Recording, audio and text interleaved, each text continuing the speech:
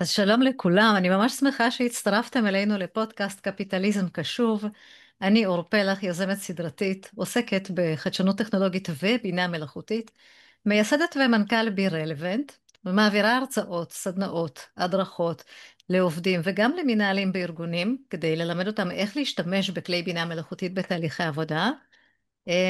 ויש לי גם מיזם, בטח שמעתם עליו, 10 דקות של למידה, שבכל יום ראשון ב8 בערב אני מלמדת אנשים במפגשי זום קצרים עד 10 דקות איך להשתמש בכלי AI.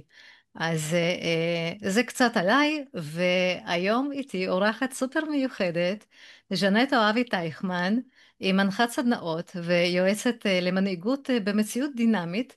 היא גם מתמחה בכל הנושא של הקניית מיומנויות העתיד. היי ג'נט, מה שלומך? היי, שלומי טוב, אני ממש שמחה להיות פה, מתרגשת. אה, זה יום מיוחד כזה גם להיות פה, זה יום שאנחנו מדברים על ייעוד ועל משמעות, זה יום מאוד סמלי, שבו אנחנו רוצים לייצר איזושהי משמעות ולראות את בניין הארץ שלנו, את לגמרי, חזרת החטופים, אי אפשר שלא לחשוב על הדבר הזה ביום הזה, בשעה הזאת. וזה ממש ככה, אני מאוד מסכימה איתך, ואני רוצה להגיד שהיום דווקא בחרנו לדבר על נושא שיחה סופר מרתק, ובעיניי אחד החשובים, על פיתוח תחושת חוסן ומסוגלות, במיוחד במציאות משתנה ומלאת אי-ודאות. זהו, ואני יודעת שאת היית 25 שנים בצבא. תקשיבי, זה חתיכת תקופה בתפקיד פיקודי בחיל האוויר, וגם ניהלת מצבי שגרה וגם מצבי משבר וחירום, והובלת המון המון שינויים עם אימפקט, לא סתם שינויים, אלא ממש עם אימפקט, ואז פרשת ויצאת לאזרחות, שזה, תקשיבי, חתיכת שינוי, שמלווה גם, אני בטוחה, במלא מלא אתגרים. והמעבר הזה מהמסגרת הצבאית של 25 שנה, כמו שאמרתי, הוא באמת מאתגר, ומה לקחת באמת מהשירות שלך ולעולם דווקא אזרחי, ואיך זה עיצב את הדרך שבה את מפתחת את המנהיגות ועוזרת לאנשים להיות מנהיגים טובים יותר. וואו, שאלת שאלה שלקחה אותי לכל כך הרבה מקומות, ואני אגיד שאני הרבה פעמים אומרת שגדלתי בשני בתי גידול. אחד זה בית הוריי עם הערכים והדברים שהם נתנו לי, והמקום שני הוא באמת חיל האוויר, שעיצב הרבה מאוד ממי שאני היום. אמ, והמקום הזה של חיל אוויר זה מקום שבו באמת אתה מתפתח לאט לאט ועולה בשדרה, אתה מחנך דורות של מפקדים, אתה מתווה את הדרך, אתה עושה הרבה דברים כמו שאמרת, מבצעים, ואני זוכרת את עצמי במבצעים מדברים מאוד משמחים כמו מבצע שלמה למבצעים שבהם הדריכות והמתח הם מאוד מאוד גדולים באוויר כמו בימים האלה, וזה מהר מאוד מלמד אותך משהו ככה, גם להיות קשוב לגוף שלך, למה קורה בסביבה ומה קורה בשותפי העשייה. אני חושבת שאחד היתרונות שלמדתי בצבא, שאתה בחיל סופר טכנולוגי, מאוד מתקדם, כל הזמן מהדהד את הדינמיות ואת זה שאי אפשר לקפוא על השמרים, זה שבסוף שום דבר לא קורה, לא בגלל טכנולוגיה ולא בגלל עוד איזושהי פלטפורמה, אלא אך ורק בזכות האנשים, מערכות היחסים שאנחנו מקיימים. ואני חושבת שמה שזה הכי לימד אותי זה קודם כל לראות את האדם שמולי ולבחון איך אני ניגשת למציאות, לא משנה כמה המציאות תתהפך עלינו, מה יקרה, יהיו אמצעים, לא יהיו אמצעים, היכולת הזו ללמוד מכל דבר, להתקדם וגם לזכור מה עשינו טוב ולשעתק אותו הלאה, שזה חלק ממרכיבי החוסן. אז לי היה ברור בתוך כל התהליכים האלה שהייתי 25 שנה הייתי בעולמות של פיקוד, של ניהול בתחומי משאבי אנוש ותחומים של ניהול הדרכה, היה לי בשלב מסוים מאוד ברור שאני אעבור לצד השני של אותם אנשים שבאו לעשות לנו החלמות סגל וייעוץ ארגוני, כי הרגשתי שהכלים האלה שאני מקבלת המיומנויות, בעיקר הבין אישיות, מה שהיום אנחנו קוראים מיומנויות עתיד, הגמישות המחשבתית, היכולת הזו לראות, המנהיגות האמפתית, עוזרת לי לנווט באי ודאות, ולי היה חשוב להעביר את זה הלאה. לנווט לא מתוך איזושהי שליטה חיצונית, אלא דווקא מתוך מקום של שליטה פנימית, של יציבות פנימית, שברור לך מה, מה הערכים שמובילים אותך, מהו אותו ייעוד, מהי אותה משמעות, שזה משהו שמאוד מאוד נוכח כשאתה בשירות צבאי שהוא משמעותי. אתה יודע את הלשם מה שלך. וכל השאר מתחבר לזה.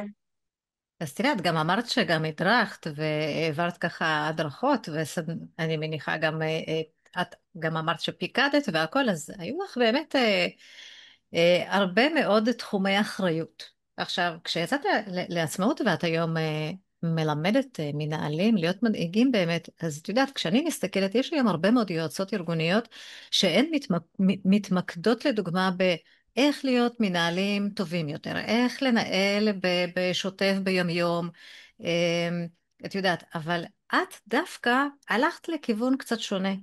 הלכת דווקא לכיוון של ההתמודדות עם המשברים, כאילו ניהול הוא ניהול מנהיגותי, אבל בתקופות הכי מאתגרות של החיים שלנו. למה דווקא הנושא הזה? אני חושבת שכאילו לא בחרתי, זה בחר בי. ככה אני מרגישה הרבה פעמים. כאילו, אם אני צריכה לספר את החיים שלי, אז אני יכולה להגיד שמגיל מאוד צעיר, משהו שם נכח, ולא ידעתי לתת לו שם. אם אנחנו נדבר ככה על איך לתת שם לדברים שקורים לך, כי זה מנכיח את זה וזה מחזק. לא ידעתי לתת לזה שם, אבל אני חושבת שהחיים שלנו זה סוג של פאזל כזה, של שינויים, של מעברים, של משהו מאוד דינמי. עכשיו, יש כאלה שיותר מזמנים את זה לחיים, ויש כאלה שפחות. אני רק מעברי דירות בחיים שלי, עברתי למעלה מ-15 דירות. עכשיו זה לא וואו. באותו יישוב, לא באותו עיר, זה לפעמים בערים שונות, לפעמים זה בצורת התיישבות שונה, כאילו משהו שדומה לקיבוץ, משהו שהוא יותר מושב, משהו שהוא עיר, וגם לחו"ל יצא לי. זאת אומרת, המעבריות והדינמיות והדבר הזה הוא משהו שהוא אני התלהבתי ממנו, וכשראיתי סביבי אנשים, הרבה פעמים אתה רואה מראה, השתתפות, אתה רואה אנשים שזה תופס אותם פחות טוב, ואתה רואה שלך קורה שם משהו, במקום הזה שכולם מאוד עמומים, ומאוד קשה להם, והם ככה נכנסים לאיזשהו לחץ, וצריכים איזו הסדרה, לי יש איזושהי, לא יודעת, ברכה או מזל, שדווקא שם יש איזה משהו מאוד רגוע, מאוד ברור, יש לי את היכולת רגע לעצור, להתבונן, ולנווט ולכוון לאן אני רוצה. כי בסוף אני באמת חושבת שזה לא שאלה האם יש שינוי, האם דברים יזוזו, האם זה... ברור שיהיה, השאלה היא איך ניגש אליו, ואני יודעת ניהול, גדלתי ניהול, ראיתי ניהול, אבל המקומות האלה שבעיניי הם פשוט מושכים אותי יותר. אז זה יצא מטבע הדברים שאני שם, שככה, המקום הזה של אי ודאות, ויצא לי גם באמת, ככה זה, שהייתי גם במקומות של קבלת החלטות באי ודאות, של לראות את זה קורה, איך אנשים צריכים לקבל החלטות מהותיות, הייתי בלשכת מפקד חיל אוויר, הייתי בלשכת ראש להק אנשים, מלחמת לבנון השנייה, זה ימין מאוד דרמטי, מאוד משמעותי, ואתה נוגע, אתה משפיע, ההשפעה שלך היא רחבה מאוד. ראיתי את ההתנהלות, ראיתי את הדברים, וגם מהתבוננות לומדים, אבל גם מהחוויה של להיות שם, ו, וזה היה לי ברור גם כי את יודעת, בסוף אנחנו לא רק אנשי מקצוע, או לא רק לומדים באקדמיה, או לא רק זה, הכל בסוף זה פסיפס שמתערב אחד עם השני, וגם בחיים האישיים, פגשתי דברים שלא הייתי מוכנה אליהם, הפתעות שאנחנו לא מזמנים, אירוע של הבת שלי, מחלה מאוד קשה, אשפוז מאוד ארוך, אחר כך אני כמעט איבדתי את חיי, וכל הדברים האלה פתאום מצאתי שאני בלי בכלל לתכנן, שולפת כלים מתוך אותן מיומנויות שהן כבר היו שלי בלי שאני אתן להם שם. ואז כבר עצרתי ואמרתי, רגע, אם זה עבד לי, בואו ניתן לזה שם. ומשם נולדו מודל שחי איתי על פיו, שאני חיה על פיו עד היום, שאני מלמדת אותו, ובהמשך אולי נדבר גם על השליחות של חיי, על ספר ילדים שבעיניי הוא השליחות הכי משמעותית, אבל כאילו הבנתי בשלב מסוים שמעצם הפעולה צמחו וגדלו בי דברים שיכולים רגע להיות גם למען הזולת, כדי להביא את אותה רווחה שאני מרגישה, ולחלוק אותה עם הזולת. תשמעי, קודם כל אני מורידה את הכובע בפנייך, כי באמת עשית תפקידים, בואי, מה זה משמעותיים בצבא? כאילו באמת, זה להוריד את הכובע, ואני עוד ברגע שאמרת שעברת 15 דירות, תקשיבי, אם אני חשבתי שעליתי לארץ, את יודעת, לעזוב את הכל, ועליתי בגיל 16, כבר די ילדה גדולה, וחתיכת אתגר זה היה באמת, ולהתמודד עם האתגר הזה. כשאת אומרת לי עכשיו 15 דירות עברת וגם לחו"ל, וזה כאילו, מה שאני עשיתי זה נזק קטן. אני אעצור פה ואני אגיד לך, רגע, שלא תעזי לגמד את האתגר. היה לך אתגר, וצלחת אותו בצורה מופלאה, לגמרי. ורואים את זה, כי רואים איפה את משולבת היום, ואיך את מדריכה, ואיך לקחת את זה, וזה אחד הדברים, אנחנו צריכים לדעת, לספר לעצמנו, את הסיפור על החוזקות שלנו, ולהשאיר אותם שלנו. ואת עשית משהו, שוואלה, אני עשיתי המון דברים, לקחתי מהם דברים, אבל גם את עשית משהו מדהים, בגיל 16, שזה גיל שהזהות שלך מתעצבת, ובטח כילדה, ואנחנו גם שומעים מאיפה באת, יש כל כך הרבה אתגרים, והסביבה פה, אנחנו לא בדיוק הארץ שקולטת בקלות. אל תגמדי את ההישג, זה הישג נהדר, הוא שלך. וכל הישג כזה, אנחנו מדברים היום על חוסן ומסוגלות, אנחנו צריכים ללקט אותם, לאסוף אותם, להכניס אותם לאיזה ממסד דמיוני כזה, כי באתגר הבא הם יהיו שם. כי זה שאת עשית את זה, זה אומר שאת תעשי עוד אתגרים אחרים, ואת תעזרי בדיוק באותם כוחות שבכלל לא ידעת לתת להם שם, אבל נכחו שם. אז אני עשיתי את שלי, ואת עשית את שלך, וזה הרקמה האנושית הזו המיוחדת שעושה את ההבדל. תקשיבי, לגמרי, רק זה היה שווה לי, רק בשביל זה היה שווה לי להביא אותך ככה ובאמת לארח. תמשיכי, את יכולה להמשיך. אבל בהחלט, אני כן, באמת אני... מאמינה בזה, אני באמת נכון. חושבת שבתרבות שלנו, ואולי אני לא אגיד שבתרבות, אבל זה בשכבת הגיל שלי, למדנו צניעות, כן. ולמדנו ככה להיות ענפים. יש הבדל בין צניעות לבין לדעת לשקף לעצמנו גם את הדברים הטובים.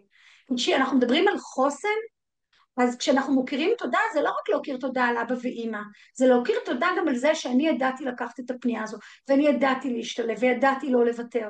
עשית מעשה, זה להוקיר תודה, והדבר הזה נשאר איתנו, וזה חלק מחוסן, הוקרת תודה.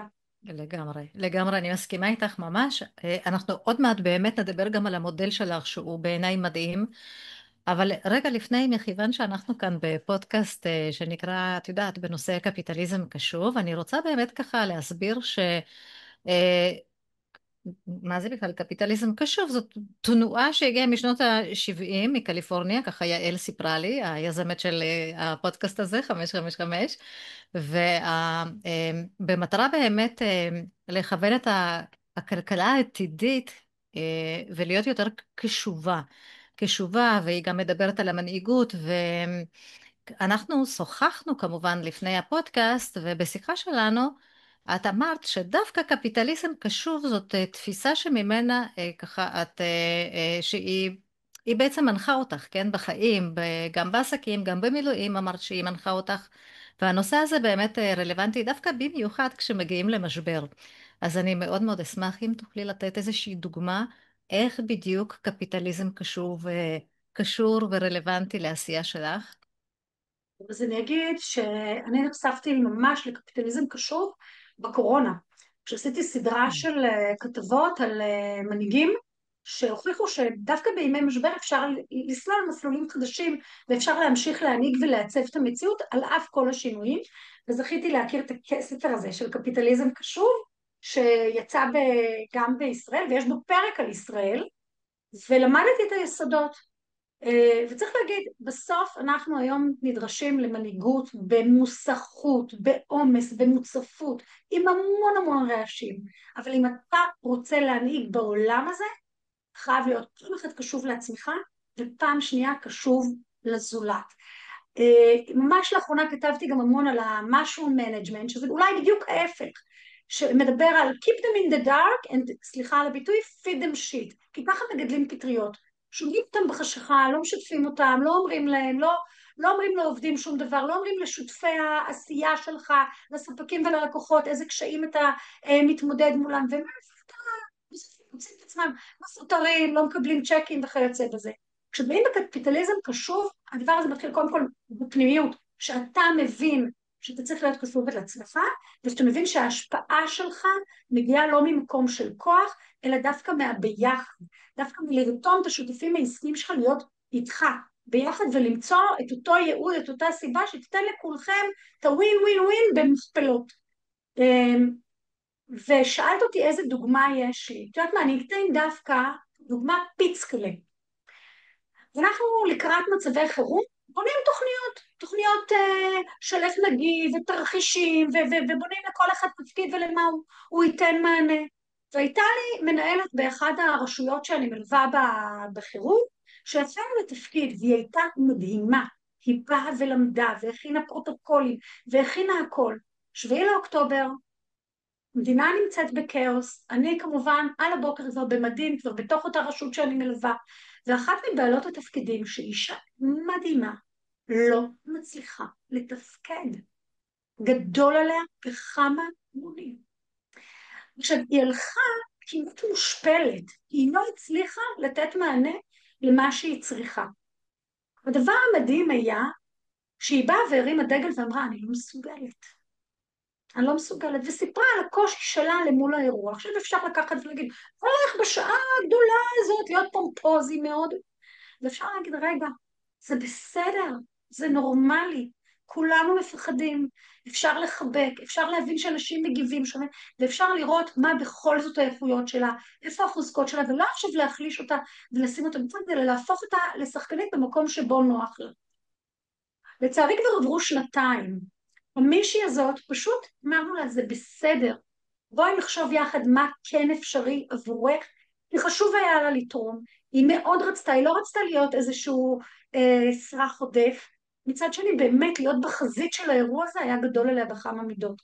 ועד היום אני בקשר מעולה איתה, היא עושה תפקיד אחר, היא עושה אותו בצורה מעוררת השראה, עם כל הנשמה, אין שם משקעים, הרווחנו שחקנית, בעצם היכולת להקשיב, לכבד, לצאת מהלחץ ולחשוב מה אנחנו רוצים שיהיה ביום שאחרי, מה בעצם המטרה של כולנו המשותפת, ו, וזה פשוט, את יודעת, אותי זה מרגש, שבמקום להפסיד מישהו, אתה מרוויח אותו ואתה מרוויח אותו בארגון, בצורה שהוא ממשיך לתת, והיא באמת, היא נורא בולטת, אני לא מלווה אותם בשגרה, אבל יוצא לי מדי פעם להציץ, ואני רואה כמה העשייה שלה מדהימה, ואיזה משמעות יש לה, ואני אגיד עוד משהו, אני לעולם לא מסתכלת על אדם רק בתפקיד שלו בארגון.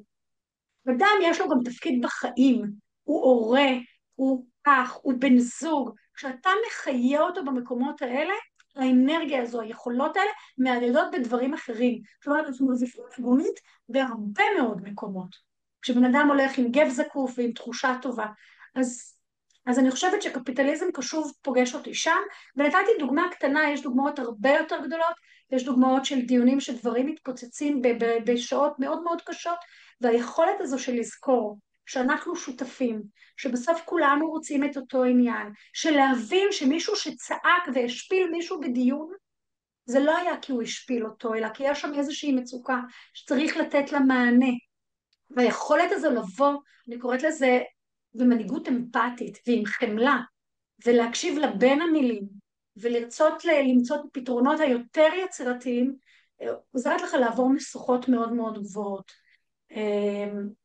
אז באמת אני חושבת שזה אולי הדבר הכי הכי משמעותי, לראות את האנשים, וגם על זה יש ככה מודל שמדבר הרבה פעמים, אנחנו אומרים, ואני באה מהצבא, שבצבא תמיד היו אומרים, יש לו דלקת בשריר החשק.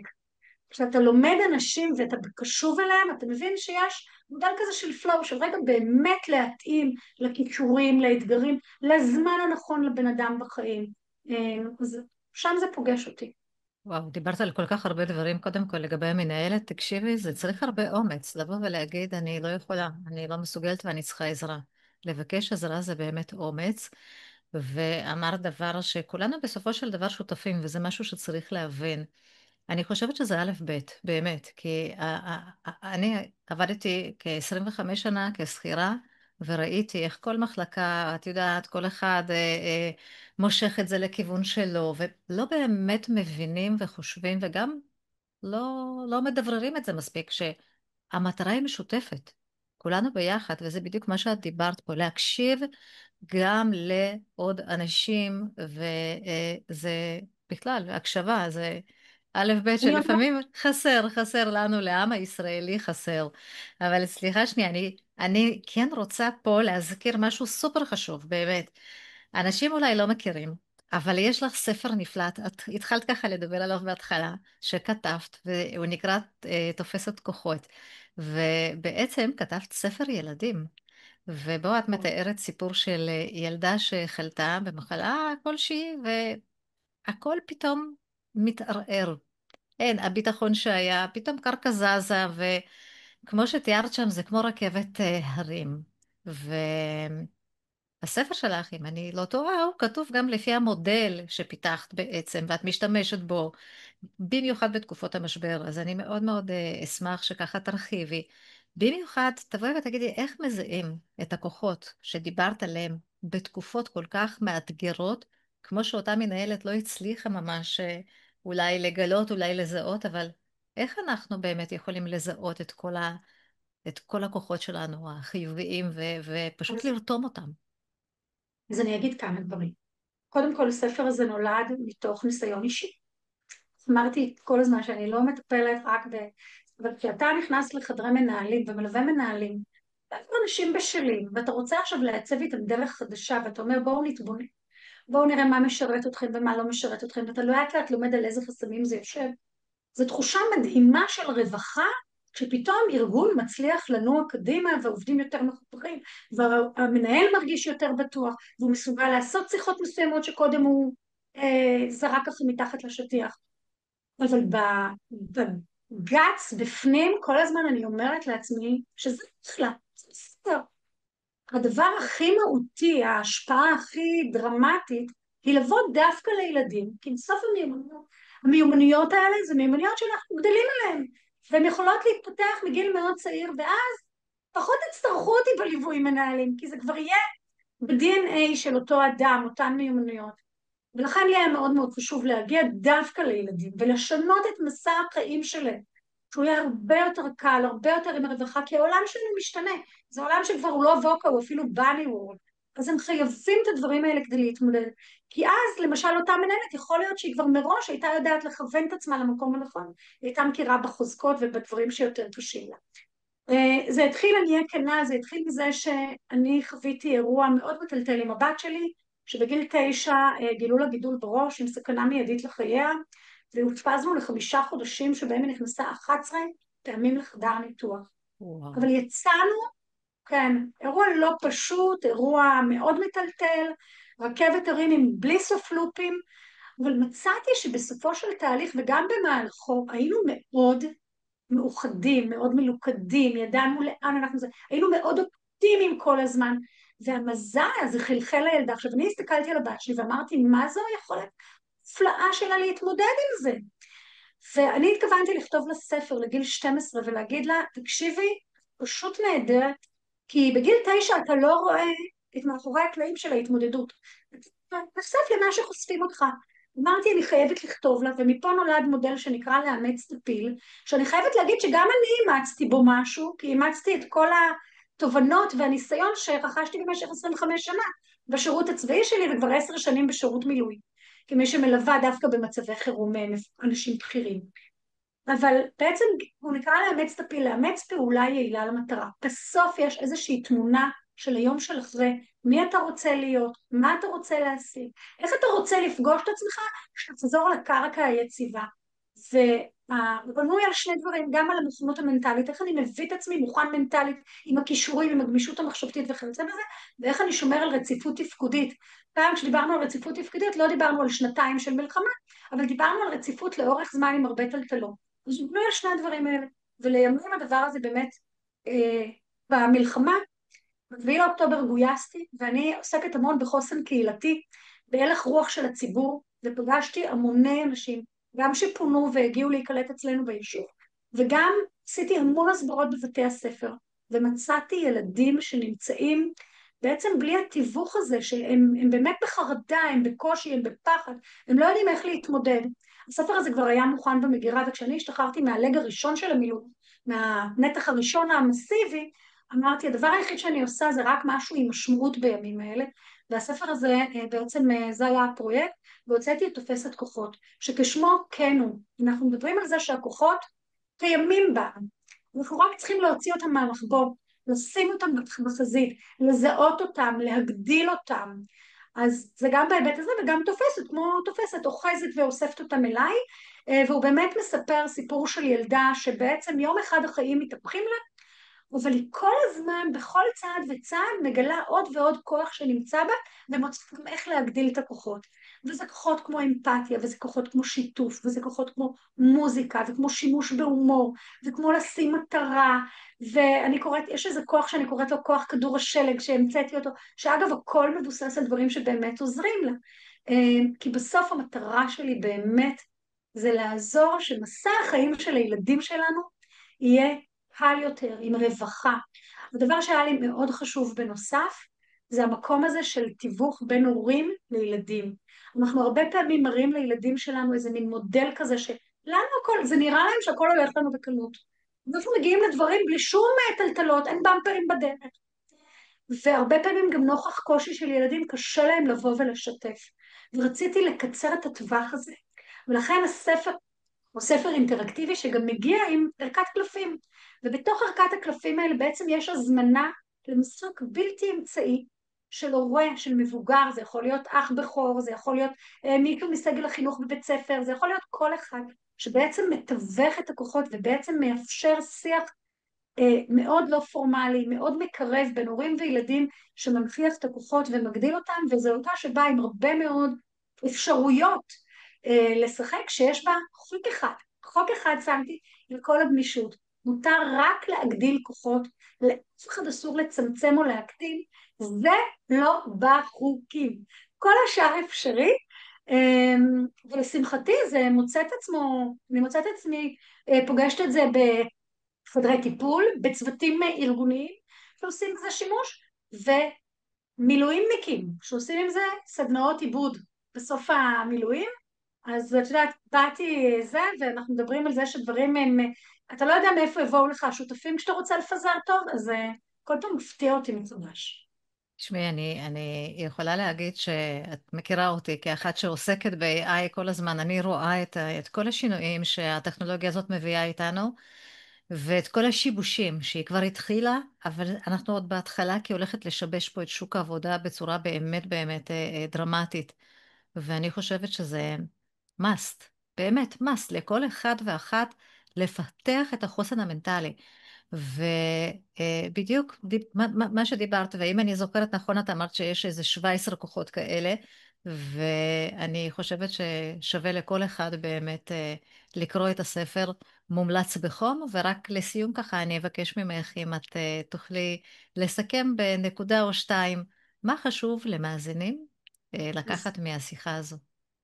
אז אני אגיד משהו אחד לגבי הכוחות קודם כל, שבספר כרגע מופיעים 17 כוחות, אבל כל ילד מוזמן בספר להוסיף בכוח שלו, כי בסוף החוכמה היא לא שלי, היא רשומה פה מתוך איזשהו ניסיון, אבל יש הרבה מעבר לזה.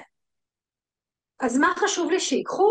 חשוב לי לשתף באמונה שלי, שמנהיגות אפקטיבית ובטח במציאות משתנה לא מחכה ליציבות. הרעיון הוא ליצור בהירות בשיא הערפל. אנחנו חיים בבאני וולד, בווקה וולד, בעולם אחר עמום, שבו השינויים הם סופר מהירים. אנחנו חייבים להבין שאי ודאות היא שגרה ואנחנו צריכים לחבק אותה. מנהלים, הורים הם עמוסים יותר, הבעיות הן מורכבות יותר, הדחיפות היא גבוהה יותר, וכישורי עבר באמת לא מספיקים.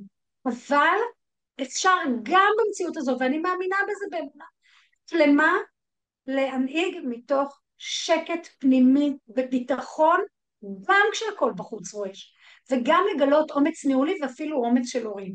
ואני אומרת, זה לא חייב להתחיל בחדרי הנהלה, הפוך, בעיניי זה צריך להתחיל בחדר הילדים. לתווך את זה מגיל צעיר, לבוא, לדבר, לשתף ולשנות את מסע החיים שלהם, לפתח את החוסן והמסוגלות, ואגב זה לא שיעור וזה לא משהו קשה, זה בחוויות, ליצור חוויות טובות זה חלק מחוסן כי יש על מה להתרפק, מערכות יחסים מיטיבות, המקום הזה שבו אנחנו נוגעים בילדים שלנו, מדברים איתם, יורדים לרצפה ומשחקים איתם בגובה העיניים, הוא מייצר את מערכות היחסים, הוא מגדיל לא רק להם אלא גם לנו את האושר. אז תופסת כוחות היא עוד איזושהי הזדמנות ככה ייחודית להעניק את התחושת מסוגלות הזאת. זה איזשהו אמצעי, כל הורה יכול לעשות את זה באמצעים אישיים, אבל אם הוא אומר אני לא יכול עכשיו להמציא את עצמי כל יום בתוך העומס הזה, אז יש פה איזה כלי שיכול להביא אותו להציע מקורות כוח מאוד מגוונים, שכל ילד יכול למצוא בעצמו, ומדגים איך בעצם להגדיל את הכוחות, איך למצוא את הכוחות ולהוציא אותם לאור. אבל באמת באמת, זה בסוף, אני לא אמרתי פה משהו אחד שהוא מאוד מאוד חשוב בעיניי. חוסן לא מייצרים במשבר, מסוגלות לא מייצרים במשבר. אנחנו בונים את זה ביום יום בשוטף שלנו, וזה נוכח יותר במשבר. כל משבר מוסיף לתחושת המסוגלות ולחוסן, אבל אנחנו לא מתחילים לבנות את זה שם. אנחנו בונים את זה הרבה קודם, תקשיבי, זה אחד בשיטה. המשפטים כל כך נכונים. חוסן לא בונים בתקופת המשבר. וכן, וצריך באמת לפתח, זו גם אחת המיומנויות סופר חשובות, במיוחד היום, עם כל השיבושים שקורים, עם כל השינויים שקורים. שמי, ז'אנט, אני נורא נורא נהניתי, באמת. גם אני. אני ממש שמחה שהזמנתי אותך, ומה שנשאר לי רק להגיד, תודה רבה לך. תודה לך, אור. אני ממש נהניתי. אני חושבת שכדאי מאוד גם להקשיב לדברים שאת אמרת. את אמרת המון דברים שיצאו לך ככה בטבעי, אבל מראים את הדרך הזו של התבוננות שמייצרת חוסן, בדיוק כמו שדיברת על המנהלת ואמרת איזה אומץ צריך. לקחת את המקום שהיא הרגישה חלשה, שמת אותה במקום של חוזקה. המקום הזה שכמנהל אתה יודע לעשות את זה, שכהורה אתה יודע לצבוע את זה, וזה מצריך איזושהי גמישות מחשבתית. אנחנו מדברים המון על חוסן, חוסן קודם כל מצריך גמישות, אבל גמישות עיקשת, כל הזמן לבחור להסתכל על דברים אחרת, במקום שיותר מועיל, להחליף את המחשבות שמורידות אותנו במחשבות היה לי ממש לעונג להיות פה. תודה. גם לי תודה רבה.